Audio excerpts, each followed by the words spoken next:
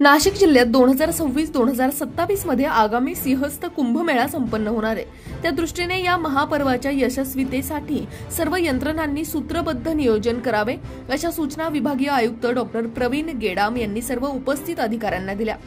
विभागीय आयुक्त गेडाम यांनी यावेळी जिल्ह्यात होणाऱ्या सिंहस्थ कुंभमेळ्याच्या दृष्टीने प्रत्येक विभागाने आपला आराखडा तयार करताना अत्यावश्यक बाबींना प्राधान्य द्यावे, तसेच आराखड्यामध्ये आवश्यक ठिकाणी नकाशांचा वापर करावा।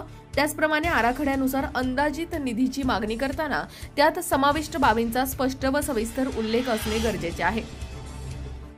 नाशिकची ब्रँडिंग करताना धार्मिक स्थळांशी निगडीत थीम असावी, तसेच कुंभमेळा महापर्वाच्या काळात अनुचित घटना घडू नये यासाठी सुरक्षिततेच्या दृष्टीने आपत्ती व्यवस्थापन कायद्यानुसार नियोजन करावे।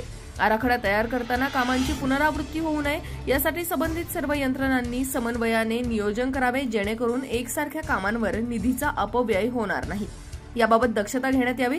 सिंहस्थ कुंभमेळा काळात देशभरातून भाविक व नागरिक जिल्ह्यात येणार असल्याने जिल्ह्यातील पर्यटन स्थळांचे सौंदर्यीकरण व विकसित करण्याच्या दृष्टीनेही योग्य नियोजन करावे अशा सूचनाही दिल्या।